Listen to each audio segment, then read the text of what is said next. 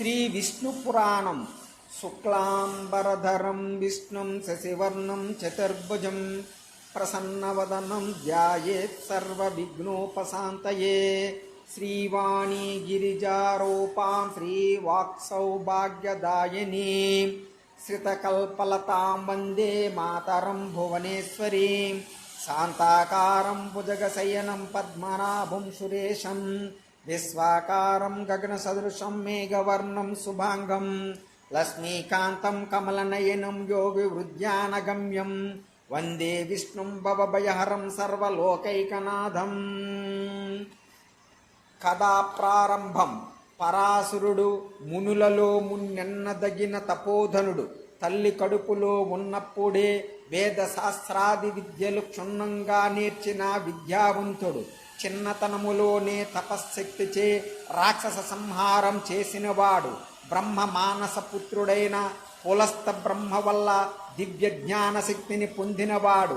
పద్మాక్షుని పాద పద్మభక్తికి జీవితం అంకితం చేసినవాడు. దివ్య తేజో విరాజమానుడు. ఆ మహానుభావుడు గురువుగా మైత్రేయుడు వేద శాస్త్రాలు అభ్యసించి శుశ్రూష చేస్తూ ఒకనాడు ప్రభాతకాల కృత్యాలు నిర్వర్తించి సుఖాసీనుడై ఉన్న గురువునకు నమస్కరించి అన్నాడు, గురుదేవా, నీ అనుగ్రహం వల్ల వేదాలు శాస్త్రాలు క్షుణ్ణంగా తెలుసుకున్నాను. జ్ఞానధనం పొందిన అదృష్టవంతుడనయ్యాను. ఇంకా ఒకటి అడగాలని ఉంది. దానికి సమాధానం సర్వజ్ఞుడవైన నీవే చెప్పగలవు. చెప్పవలసిందని మనవి. అదేమిటంటే, అన్ని లోకాలలో ఆధారమై విలసిల్లే దేవుడెవరు? ఇంద్రాదులకు ప్రభువు, భక్తుల కోర్కులు తీర్చేవాడు, చరాచర పదార్థములందుండేవాడు, యోగీంద్ర వినితుడు, వేదమయుడు, తన కథలచే ఇహపర సుఖమును కలిగించే దేవుడు ఎవరు? విజ్ఞాన ప్రదాత, భువన నిర్మాత, భర్త, సంహర్త అయిన ఆ దేవుని గూర్చి తెలుసుకొనవలెనని నా కోరిక. అలాగే పృథివ్యాధి భూత ప్రమాణాలు, సప్త సముద్ర విస్తారం, సప్త ద్వీప వృత్తాంతం, సప్తకుల పర్వతాల విషయం, సూర్యాది గ్రహ తారక సంచారం, దేవాది చతుర్విధ భూత సృష్టి, చతుర్దశ మన్వంతర వృత్తాంతం, 4 యుగాల ప్రమాణం, కల్ప విషయం, యుగధర్మాలు, దేవర్షుల చరిత్రలు, రాజవంశ చరిత్ర, వేద శాఖ ప్రమాణాలు, బ్రాహ్మణాది వర్ణధర్మాలు, బ్రహ్మచర్యం మొదలుగా 4 ఆశ్రమాల పద్ధతి వినాలని ఉన్నది. సెలవీయవలసిందని మనవి అని అనగా పరాశరుడు పరమానంద హృదయుడై చెప్పాడు, మైత్రేయ, మంచి విషయం అడిగావు. అదంతా నాకు తెలిసినదే. ఇప్పుడు నీ వల్ల నాలో నుంచి బహిర్గతం అవుతుంది. విను.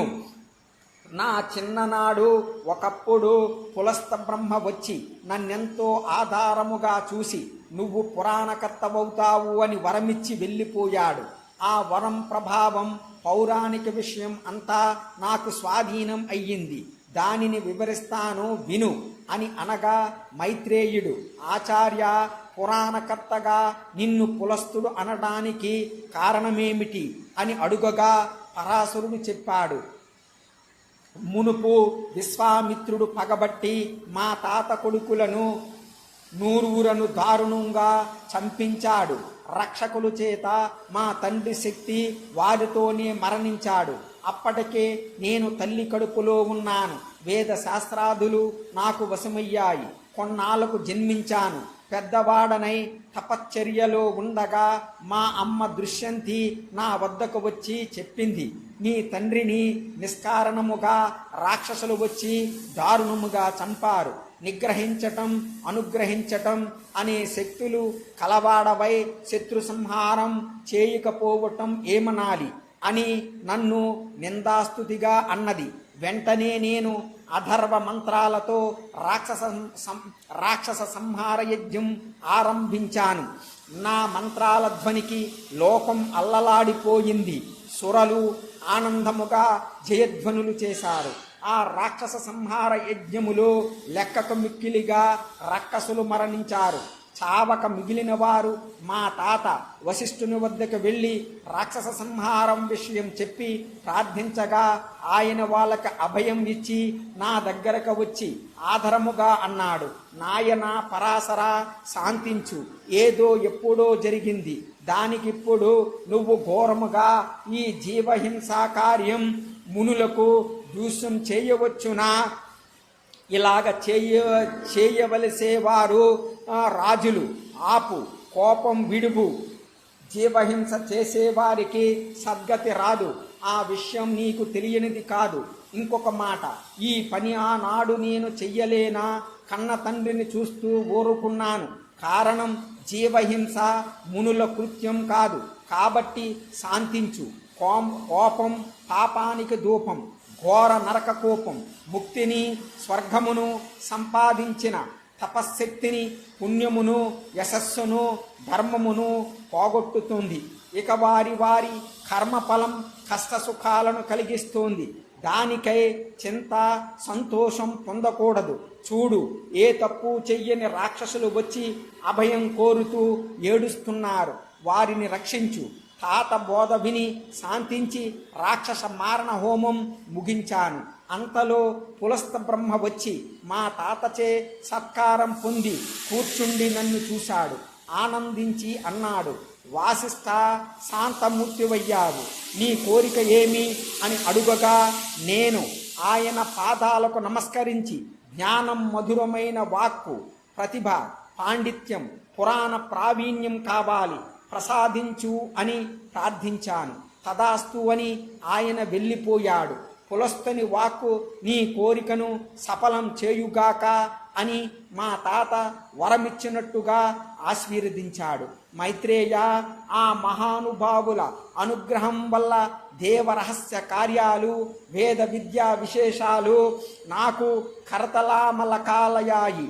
అనేక శాస్త్రాలు, గాన నృత్య విశేషాలు, చరాచర భూతగణ ప్రవర్తన నాకు వశమయ్యాయి. వివరించి చెప్పగలను. కాబట్టి నువ్వడిగినవి పురాణ రూపాన చెప్తాను విను. విష్ణువు భక్తవత్సలుడు, దేవమయుడు, దేవరక్షకుడు, విశ్వగురువు. సమస్తము విష్ణుమయమై నడుస్తోంది. ఆ దేవునికి సంబంధించి విష్ణు పురాణముగా చెప్తాను. అది వేద సమానముగా భావించు, శ్రద్ధగా ఆలించు. విష్ణు పురాణం వేదాలలో వేదం, శాస్త్రాలలో శాస్త్రం, జ్యోతిష్యములో జ్యోతిష్యం, నీతి శాస్త్రాలలో నీతి శాస్త్రం, పురాణాలలో పురాణం, ఇతిహాసాలలో ఇతిహాసం, యోగ విద్యలలో యోగ విద్య, కావ్యాలలో కావ్యం, సకల లోక విషయం, సకల జన మనోరంజనం. పరమాత్ముడైన విష్ణుని చరిత్రగల పురాణ సంహిత అది. మునుపు బ్రహ్మదేవుడు దానిని స్వకీయ బుద్ధి విశేషముతో దక్ష ప్రజాపతికి చెప్పాడు. ఆయన పురుకుచ్చుడనే రాజునకు చెప్పగా ఆ రాజు సారస్వతునకు చెప్పాడు. అతని ముఖతః నేను విన్నది విన్నట్టు నీకు చెప్తాను.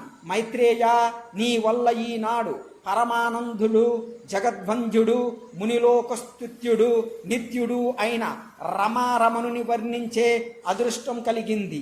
నా జన్మ కృతార్థం అయ్యింది అని వాసుదేవునికి నమస్కరించి వశిష్ఠ పులస్త బ్రహ్మలను మనసా స్మరించి కనులు మూసుకుని ధ్యానముద్రలో భూత భవిష్యత్ వర్తమానములను తెలిసి కనులు తెరిచి ఆధారముగా శిష్యుని చూసి అన్నాడు, మైత్రేయ, జగములు తనలోన, జగములలో తాను ఉన్నందువల్ల విష్ణువును ప్రాజ్ఞులు వాసుదేవుడు అని అన్నారు.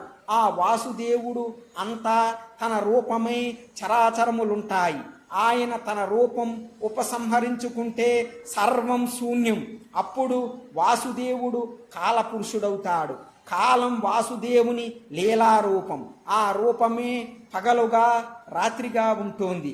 ఆద్యంతాలు లేక విశ్వమయుడైన వాసుదేవుడనగా కాలపురుషుడనగా నిర్వసించి ముందు వెనకలు చెప్పటం వేదాలకు కూడా సాధ్యం కాదు.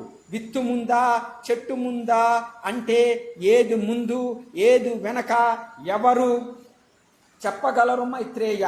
ఆ వాసుదేవుని స్వరూపం కాల ప్రవృత్తి. ఆ విధముగా ఉన్న కాలపురుషుని నుంచి శబ్దం పుట్టింది. ఆ శబ్దము నుంచి ఆకాశతత్వం ఉద్భవించింది. ఆ విధముగా ఆకాశం శబ్దగుణకం అయ్యింది. ఆ శబ్దానికి స్పర్శ తన్మాత్ర గుణం. ఆ స్పర్శ గుణం వల్ల వాయుతత్వం, వాయువునకు రూపం తన్మాత్ర గుణం. ఆ రూపం వల్ల అగ్నితత్వం పుట్టింది. అగ్నికి రసం తన్మాత్ర గుణం. ఆ రసం వల్ల జలతత్వం పుట్టింది. జలమునకు గంధం తన్మాత్రం. ఆ గంధం వల్ల పృథ్వీతత్వం పుట్టింది. పృథ్వీకి శబ్దాదులైదున్ను తన్మాత్ర గుణములయ్యాయి. ఈ విధముగా పంచభూతాలు తమలోని శబ్ద గుణాలు ప్రవర్తించగా వ్యాపించి విశ్వమయమై భాషించటం విష్ణుభక్తిగా భావించు. పృథివ్యప్తేజో వాయువాకాశములనే పంచభూతాలు శబ్ద స్పర్శ రూప రస గంధ పంచకం. త్వచక్షుశ్రోత్ర జిహ్వాఘ్రాణములనే బుద్ధీంద్రియాలైదు. వాక్పాని పాద పాయు పస్తలనే కర్మేంద్రియాలైదు. మనోబుద్ధి అహంకారాలతో రాజస తామస సాత్విక గుణాతిశయముతో ప్రజా సృష్టి విస్తరిల్లింది. ఇది ఆది భూత విధం. ప్రపంచమనగా ఒక దేహం. ఆ దేహదారి లక్ష్మీ వసుధార మనుడైన కేశవుడు కాగా ఆ ప్రభువి కానివీవి లేవు చరాచర స్థితులు ఆ లక్ష్మీపతి లీలలుగా గ్రహించాలి. ఈ విధముగా శ్రీపతి విశ్వమంతా తానే అయ్యి వాసుదేవుడయ్యాడు. ఇక బ్రహ్మాండ సృష్టిని గురించి చెబుతాను విను. పరమాత్ముడు పంచభూతమయుడు బ్రహ్మణ్యుడు తానే అయ్యి హరినారాయణుడై పాలకడలలో శేషశయ్యై ఉన్నప్పుడు అతని రాజస వృత్తి సృష్టిక్రియను సాగించింది. ఒక నీటి బుడగన పోలి అండం ఒకటి ఉద్భవించింది. క్రమంగా గాఢాంధకారమునందు పెరిగింది. దానికి పైన జల, అగ్ని, వాయు, ఆకాశములు ఆవహించాయి. ఆ 4 భూతాలు ఒక్కొక్కటి 5 మారులు కలియగా ఆ అండం మరింత పెద్దదిగా ఊబికింది. ఆ అండములో నుంచి ఆ నారాయుని రాజసమూర్తియై సృష్టికర్తగా బ్రహ్మ అనే ఒక దివ్యమూర్తి సంభవించాడు. ఆ బ్రహ్మ చరాచర సృష్టికర్త కాగా సాత్విక మూర్తిగా విష్ణువు పోషిస్తూ ఉండటం, తామసమూర్తి అయిన రుద్రుడుగా చరాచర ప్రళయం చేయటం జరుగుతూ ఉంటోంది. ఇలాగూ బ్రహ్మాండ ప్రళయాలు విష్ణు లీలలుగా ఎన్నో జరిగాయి. అలాంటి నారాయణుడి మహిమ ఆ చతుర్ముఖ బ్రహ్మ కూడా తెలిసి చెప్పలేడు అని చెప్పగా మైత్రేయుడు ఆచార్య నిర్గుణుండని వేదాలు చెప్తాయి. మరి ఆ నిర్గుణమూర్తి సృష్టి స్థిత్యంతములు కలిగించటం ఎలాగా అని అడుగగా పరాశరుడు చెప్పాడు, మైత్రేయ అదంతా ఆయనకి సహజం. అగ్నికి వేడి ఎలా వస్తోంది అంటే ఏమి చెప్పేది. ఇక నారాయణ నామ నిర్వచనం చెప్తాను విను. నారం అంటే నీరు, అది నివాసముగా గలవాడు నారాయణుడు. ఆ నారాయణుడు భూతరాశికి కర్త అయ్యి ప్రజాపతి అని చెప్పదగినవాడు. అతని పరమాయువు 100 సంవత్సరాలు. ఆ దేవుని పరమాయువైన 100 సంవత్సరాల కాలములో మనలాంటి వారికి ఎన్నో సంవత్సరాలు తిరిగిపోతాయి. ఆ కాలక్రమం చెబుతాను విను. ఒక లఘువును పలికే కాలం 1 నిమిషం, 18 నిమిషాలకొక కాస్త, అవి 30 ఒక కళ, 30 కళలు 1 క్షణం, 12 క్షణాలు 1 ముహూర్తం, 30 ముహూర్తాలు 1 పగలు, 1 రాత్రి, దినం, 15 దినాలు 1 పక్షం, 2 పక్షాలొక నెల, 2 నెలలొక ఋతువు, 3 ఋతువులు 6 నెలలు 1 అయనం. అది ఉత్తరాయణం దక్షిణాయనం అని 2. ఆ 2 1 సంవత్సరం దేవతలకు. అది 1 పగలు, 1 రాత్రి, 1 దినం. దానికి సౌరమానం అని వ్యవహారం.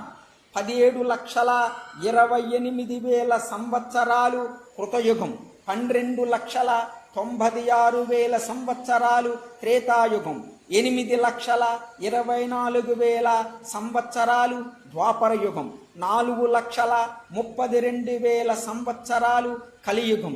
అలాంటి 4 యుగాలు ఒక దివ్యయుగం. దాని లెక్క 43,20,000 సంవత్సరాలు. ఇలాంటి యుగాలు 1000 అయితే బ్రహ్మకి ఒక దినం. బ్రహ్మ పగలు సృష్టి, రాత్రి ప్రళయం. దీనికి నైమిత్తిక కల్పమని సంజ్ఞ. ఇలాంటి దినాలు 30, బ్రహ్మకి ఒక నెల. అవి 12 ఒక సంవత్సరం. ఆ సంవత్సరాలు 100. బ్రహ్మ ఆయు పరిమాణం. దానికి మహాకల్పం అని వ్యవహారం. దానికి పూర్వార్ధానికి పద్మకల్పం అని, ఉత్తరార్ధానికి వరాహకల్పమని సంధ్యులు. ఇవి కాలగతులు అని చెప్పగా విని మైత్రేయుడు, సరే పద్మాసనుడు లోకమును సృజించిన విషయం చెప్పవలసిందని అడుగగా పరాశరుడు చెప్పాడు. కడచిన కల్పం చివర దశయందు నిశియందలి నిద్ర నుంచి నారాయణ ధ్యాన పరాయణుడై మేల్కొని బ్రహ్మ పరమ శూన్యమైన లోకమును చూసి నారాయణ సాత్వికమూర్తి అయి అంతక ముందట మత్స్య కూర్మావతారాలలాగా వరాహ రూపం ధరించి అగాధమైన సముద్రములో మునిగిన భూమిని ఉద్ధరించే సంకల్పముతో సముద్రములో ప్రవేశించి గుర్గురధ్వనితో ఉప్పొంగి దంష్టాఘ్రముతో అవలీలగా పూబంతిని ఎత్తినట్టు మీదికి ఎత్తాడు. సముద్రములో మునిగిన నావను కర్ణదారుడు గట్టుకు తెచ్చినట్టే ఆ పని పద్మదళం సరస్సులో తేలినట్లు భూమి సముద్రం పైకి తేలగా నీరు పాతాళానికి చేరింది. అలాగూ భూమిని సముద్రము పైకి నిలిపి నలువైపులా కొండల నుంచి ఎక్కట్టు కలగనట్లు ఆది కూర్మమును శేషుణ్ణి క్రింద నుంచి భూమిని విశ్వమంతటా భద్రముగా ఉంచటానికి తన శక్తిని ప్రసరింపజేసిన మహానుభావుడు ఆ పద్మాక్షుడే. భూమిని సముద్రములో నుంచి ఉద్ధరించిన తరువాత మళ్ళీ బ్రహ్మరూపుడై సకల నదీ సముద్ర పర్వత ద్వీపాలను, సురాసుర నర పితృలోకాలను, గరుడ గంధర్వ విద్యాధర పశుపక్షి మృగాది నానావిధ భూత సమూహమును మునుపటి సృష్టిలాగే సృష్టించి తగిన గుణరూప స్వభావశేష్టలో కలిగించాడు అని చెప్పగా విని మైత్రేయుడు, గురుదేవా, బ్రహ్మ సృష్టి సంగ్రహించి చెప్పావు, దానిని వివరించి చెప్పవలసిందిగా కోరుతున్నాను అని అడుగగా ఆ గురువు చెప్పాడు. బ్రహ్మ ప్రజాపతి అయి 4 మొగాలవాడు రాజస గుణ ప్రభావుడు అయి సృష్టిని ధ్యానిస్తూ ఉండగా తమోమయము, తమోమోహము, మహామోహము, తమిశ్రము, అందతమిశ్రము అని 5 జగాలకు ముఖ్య భూతములుగా ఆవిర్భవించాయి. కానీ అవి సక్రమమైన సృష్టికి సాధనాలు కాలేదు. అంతటా ఆత్మజ్ఞాన అజ్ఞానాలలో తామసమైన తిర్యజ్ఞానం తిర్యక్షోతమై పశుమృగాదులు పుట్టాయి. తరువాత సాత్విక గుణ ధ్యాన శక్తితో అమర సృష్టి కలిగింది. తదుపరి రాజస తామస గుణ సంకలితమైన ధ్యాన సృష్టిగా మానవ సృష్టి జరిగింది. ఆ పైన కమల భవుని సకల అవయముల నుంచి దేవ, అసుర, మనుజ, పితృముఖ సచరాచర భూత సృష్టి అయ్యింది.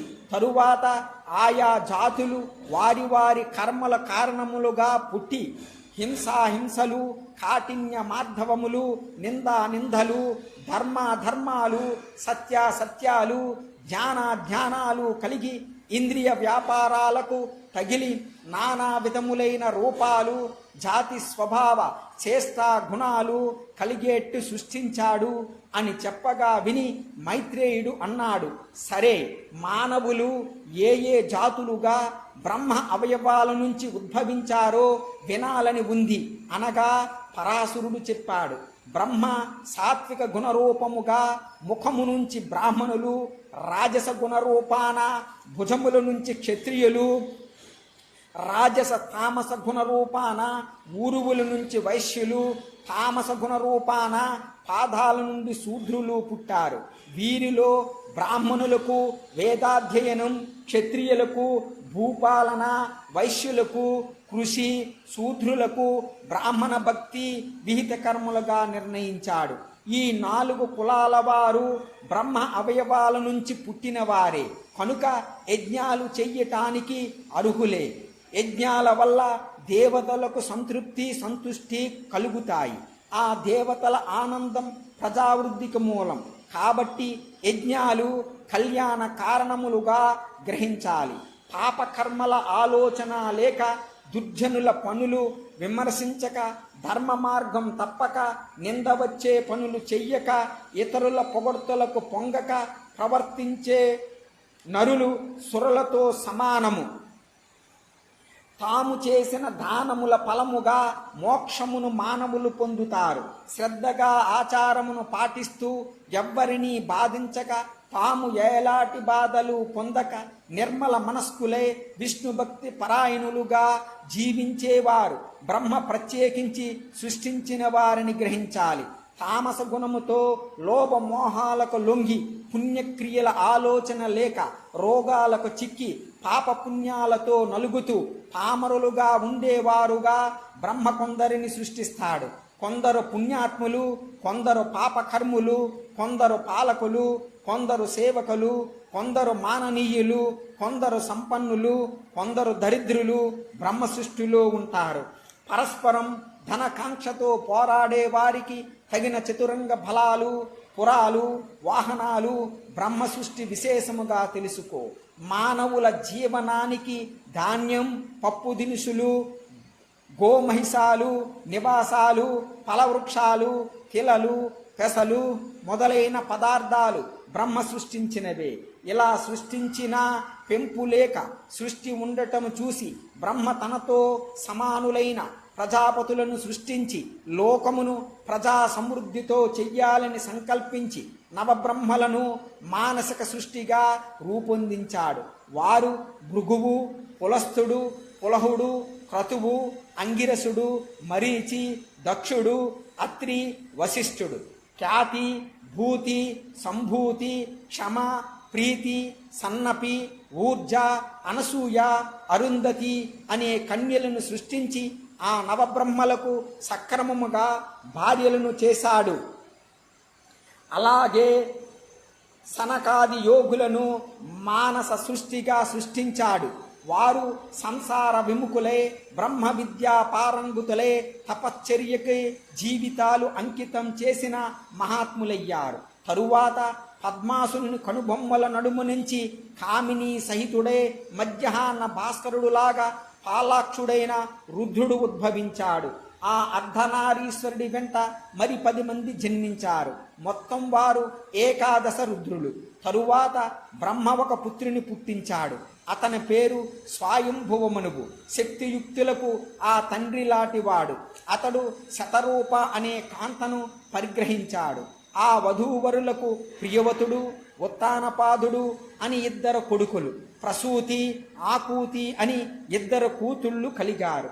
దక్షుడు ప్రసూతిని, రుచికుడు ఆకూతిని చేపట్టారు. వారికి యజ్ఞుడు అనే కొడుకు కలిగాడు. అతడు దక్షిణయందు యాములు అనే కొడుకులు 12 పుట్టి దేవగణములయ్యారు.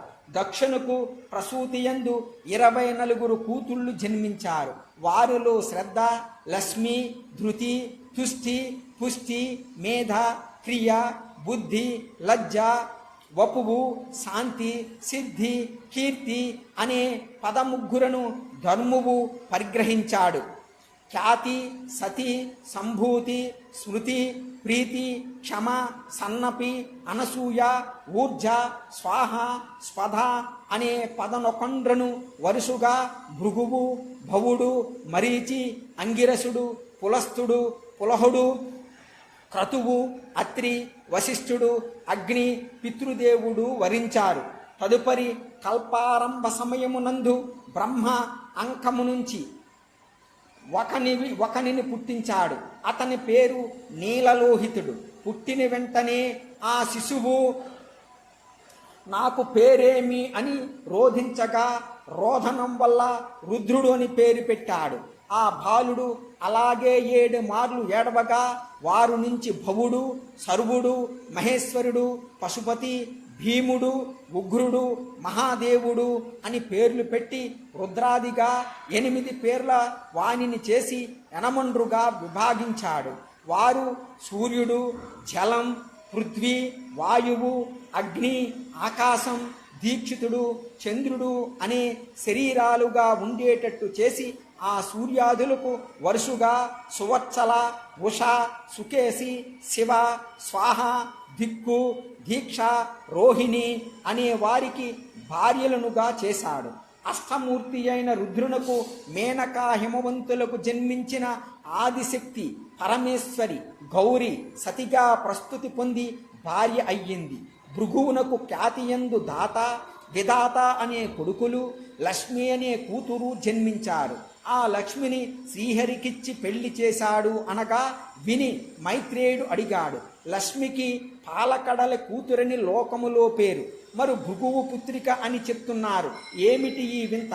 శిష్యుని ప్రశ్నకు గురువు చెప్పాడు, మైత్రేయ, సర్వభూతమయుడైన వాసుదేవుని మాయాశక్తి లక్ష్మీ రూపముతో అతనికి తోడై ఉంటుంది కనుక లోకాలకు సంపద కలిగించేవైన పరికరాలన్నీ శ్రీచిహ్నములని చెప్పదగినవి. ఇంతెందుకు, లోకాలలో చరాచర భూతకోటి యందు అందమైన శ్రీరూపాలన్నీ లక్ష్మీ రూపాలు, పురుషాకారములన్నీ హరిమయములని గ్రహించు.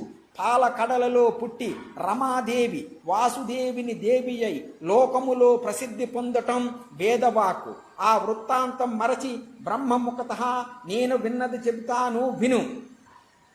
అత్రికి అనసూయయందు శంకరాంశతో జన్మించిన వాడు దుర్వాసుడు. కోపానికి పురుష రూపం. కోపించాడంటే బ్రహ్మాదులను కూడా గడగడలాడించగల అపరరుద్రుడు. తాపసులలో మిన్నగా పేర్కొన్నవాడు. ఒకప్పుడు భూమినంతను పరిభ్రమించి ఇంద్రలోకానికి వెళ్ళాడు.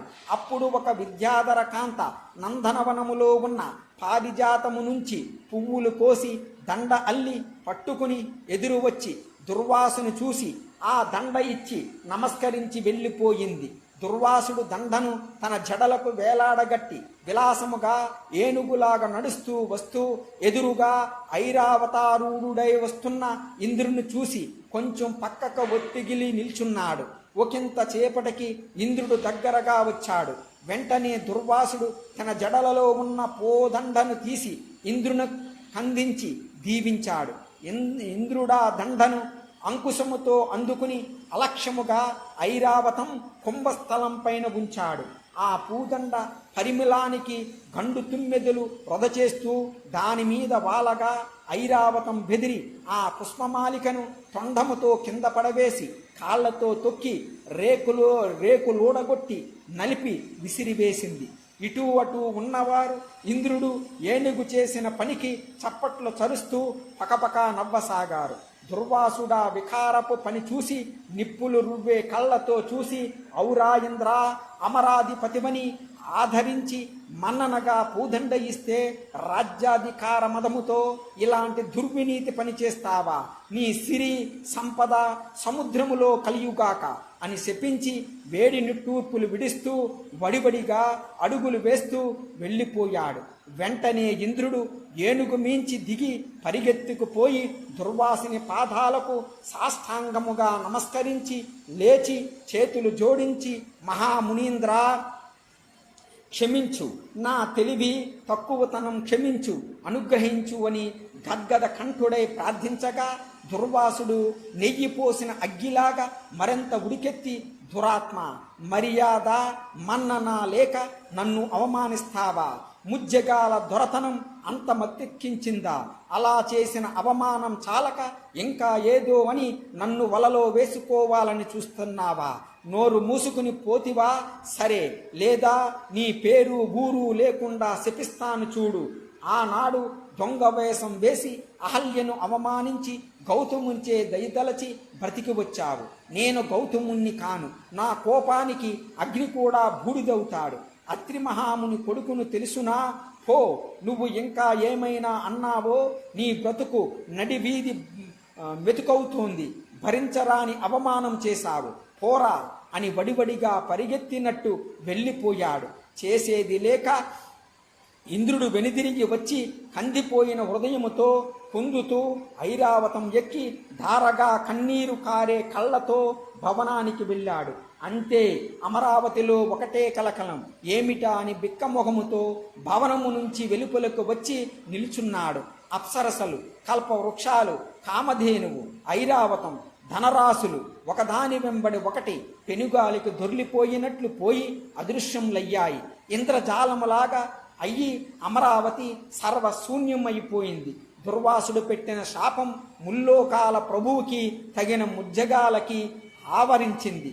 ధరలో దాన ధర్మాలు తెరచాటయ్యాయి. అనావృష్టి, సస్యనాశనం, ధనధాన్యాల తరుగుదల, యజ్ఞాలు పేరుకే. మరి దేవతలకు ఉపవాసం, ఇలాంటి దౌర్భాగ్యం పట్టింది. ఇదే సమయమని విప్రజిత్తు మొదలైన దానవులు అమరావతి మీదకి దండెత్తారు. అక్కడ చాటుమాటుగా ఉన్న సంపద కొల్లగొట్టి ఇంద్రుణ్ణి ఎదిరించారు. సర్వ సన్యాసం చుట్టుకున్న ఇంద్రుడు వారిని ఎదిరించలేక పారిపోయి బ్రహ్మను దర్శించి దుర్వాసుని శాపం వల్ల ముల్లోకాలకు తనకు పట్టిన దౌర్భాగ్య దశ రోధిస్తూ చెప్పాడు, ఇంద్ర, దుర్వాసుడు సామాన్యుడు కాడు. సిరి సంపదలు నీకు పోయినా నువ్వు ప్రాణాలతో ఉన్నావు, అంతకీ సంతోషించు. ఆ దుర్వాసుడి పేరు చెబితే నా గుండె కూడా గడగడలాడుతోంది. ఒక్క మాట విను. ఎలాంటి ఆపదలను బాపి సిరి సంపదలు నింపుగా కలిగించి కాపాడే సర్వశక్తి సంపన్నుడు లక్ష్మీరమణుడు. పద, ఆ స్వామిని ప్రార్థింతము అని అగ్ని మొదలగు దిక్పాలకులను బృహస్పతి మున్నగా గల మునులను వెంటనించుకుని బ్రహ్మ పాల సముద్రం వద్దకు వెళ్ళాడు. అందరూ శ్వేతద్వీపం చేరారు. ఆ ద్వీపం నడుమునున్న వైకుంఠమును, దానిలో లక్ష్మీ మండపముపై సనకాదుల